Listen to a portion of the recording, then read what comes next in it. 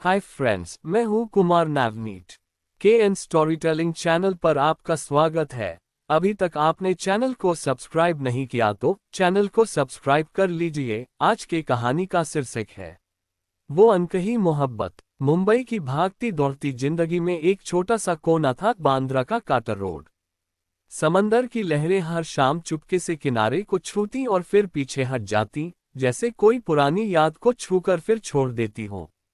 इसी quarter road पर एक पुराना कैफे था, सी शेल कैफे। लकड़ी का फर्नीचर, दीवारों पर पुरानी बॉलीवुड पोस्टर्स और बाहर बेंचें जहां लोग कॉफी पीते और समंदर को देखते रहते। इसी कैफे में काम करती थी ईशानी। 24 साल की, गोरी, लंबे घुंघराले बाल, आंखें गहरी काली जैसे रात का समंदर। ईशानी अनाथ थी। बचपन एक ऑर्फनेज में बीता, फिर 18 की उम्र में खुद के पैरों पर खड़ी हो गई। वह दिन में एक छोटी एडवर्टाइजिंग एजेंसी में कॉपीराइटर थी और शाम को कैफे में वेट्रेस। पैसा कम था, लेकिन ईशानी खुश थी। उसे लिखना पसंद था, छोटी छोटी कविताएं जो वह अपनी डायरी में छिपा कर रखती। एक शाम की बात है, नवंबर का आखिरी हफ्ता। हवा में ठंडक थी और समंदर पर सूरज डूबने की लालिमा। कैफे में भीड़ कम थी। ईशानी टेबल साफ कर रही थी कि दरवाजा खुला और एक लड़का अंदर आया। लंबा, दुबला, हल्की दाढ़ी, कंधे पर गिटार का बैग और आंखों में एक उदासी। उसने कोने की टेबल चुनी, समंदर की तरफ मुंह करके। ऑर्डर किया, black coffee, no sugar. Ishani coffee लेकर गई। लड़के ने थैंक यू कहा, लेकिन आंखें नहीं उठाईं। ईशानी को लगा कुछ गलत है। वह चली गई, लेकिन उसकी नजर बार बार उस टेबल पर जाती। लड़का कॉफी पीता रहा, गिटार बैग को छूता रहा, लेकिन कुछ बोला नहीं। रात के 10 बजे कैफे बंद होने का समय था। सब ग्राहक चले गए थे, सिर्फ वही लड़का बैठा था। ईशानी ने पास जाकर कहा, सर, क्लोजिंग टाइम हो गया। लड़के ने सिर उठाया। उसकी आंखें लाल थीं, जैसे रोया हो। वह बोला, सॉरी, मैं अभी जाता हूँ। आवाज में एक गहरा दर्द था। ईशानी ने पूछा, कुछ हुआ है क्या? अगर बात करना चाहे तो। वह खुद हैरान थी कि उसने ऐसा क्यों कहा। वह कभी ग्राहकों से पर्सनल बात नहीं करती थी। लड़का मुस्कुराया, थोड़ा कड़वा सा। नाम है मेरा रुद्रांश। और हाँ, कुछ हुआ है।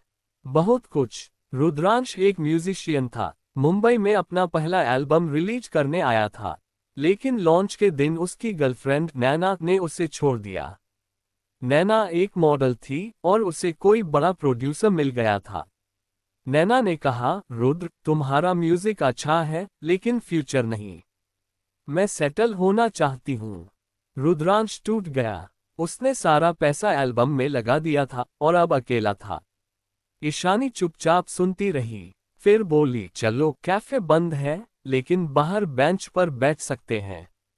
समंदर सब सुनता है। दोनों बाहर बैठ गए। रुद्रांश ने गिटार निकाला और एक गाना गाया, उदास लेकिन बहुत खूबसूरत। ईशानी की आंखें भर आईं। उसने कहा, तुम्हारा गाना दर्द को आवाज देता है। उस रात के बाद रुद्रांश रोज आने लगा।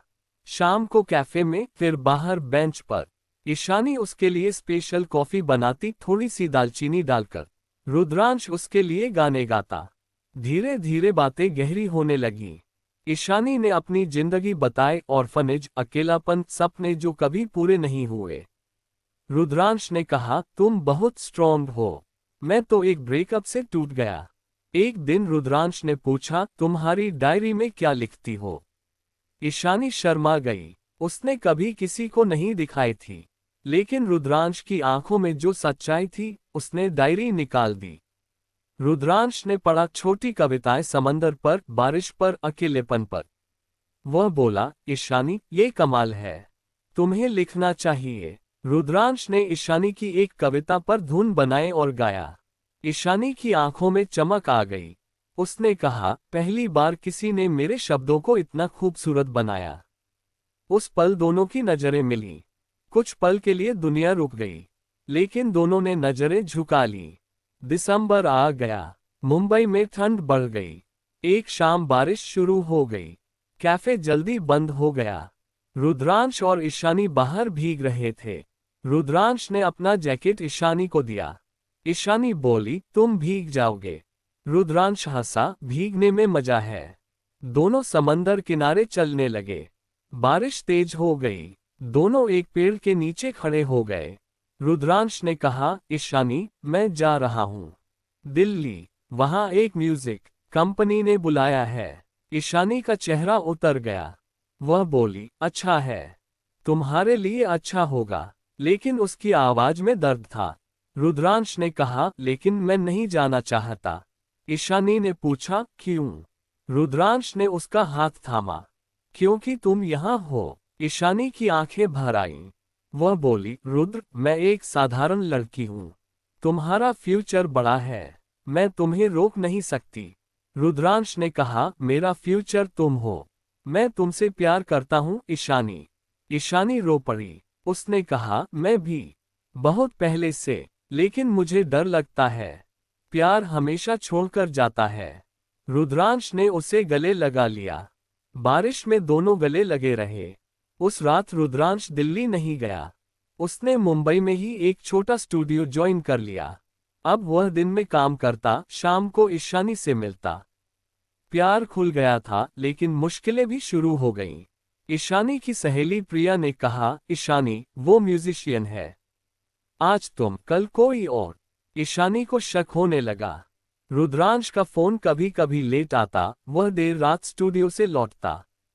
एक दिन ईशानी ने देखा कि रुद्रांश किसी लड़की के साथ स्टूडियो से निकल रहा है। वह टूट गई। घर जाकर रोई। रुद्रांश जब मिला तो ईशानी ने कहा, हमारा रिश्ता खत्म। रुद्रांश हैरान। उसने समझाया कि वो लड़की उसकी प्रोड्यूसर की असिस्टेंट है, कुछ नहीं। लेकिन ईशानी नहीं मानी। वह बोली, मैं फिर अकेली रहना पसंद करूंगी। रुद्रांश रोया, लेकिन चला गया। 3 महीने बीते। ईशानी कैफे में काम करती, लेकिन मुस्कुराती नहीं। उसकी डायरी में अब सिर्फ दर्द लिखा जाता। रुद्रांश ने कोई कांटेक्ट नहीं किया। वह दिल्ली चला गया था। उसका पहला सिंगल रिलीज हुआ, अनकही मोहब्बत। गाना हिट हो गया। हर जगह बज रहा था। गाने के बोल ईशानी की कविता से थे। एक दिन कैफे में वह गाना बजा। ईशानी सुनकर रो पड़ी। उसे समझ आ गया कि रुद्रांश ने उसे कभी धोखा नहीं दिया। वह खुद डर की वजह से भाग गई थी।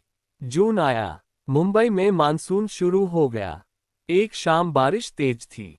कैफे में कोई ग्राहक नहीं। ईशानी अकेली बैठी थी कि दरवाजा खुला। रुद्रांश आया, भीगा हुआ, हाथ में गिटार। ईशानी उसे देखकर स्तब्ध रह गई। रुद्रांश बोला, ईशानी, मैं वापस आ गया। इस बार हमेशा के लिए। ईशानी रोते हुए उसके पास गई। माफ कर दो, मैं डर गई थी। रुद्रांश ने उसे गले लगा लिया। प्यार में डरना भी तो प्यार है। उसके बाद दोनों फिर साथ आए। इस बार मजबूत। रुद्रांश का करियर ऊंचाइयों पर था। उसने ईशानी की कविताओं पर पूरा एल्बम बनाया, इश्क अनकहा।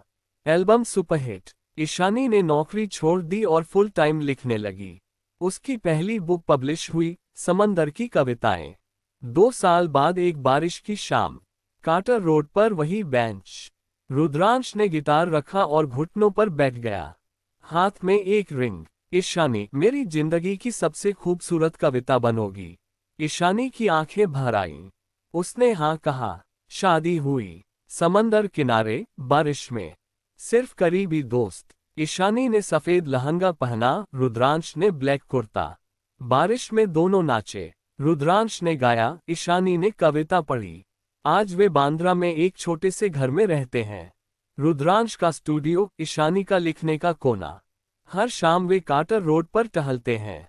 कभी कभी सीशेल कैफे में जाते हैं, वही कोने की टेबल पर बैठते हैं। लोग पूछते हैं, प्यार का राज क्या है? रुद्रांश मुस्कुराता है और कहता है, प्यार अनकहा सबसे खूबसूरत होता है। लेकिन जब कह दो तो फिर कभी छुपाना नहीं। और ईशानी कहती है, प्यार बारिश जैसा है, कभी तेज कभी रिमझिम, लेकिन हमेशा जिंदगी को हरा भरा रखता है। उनकी मोहब्बत आज भी अनकही नहीं रही। वो हर गाने में, हर कविता में, हर बारिश की बूंद में बसती है।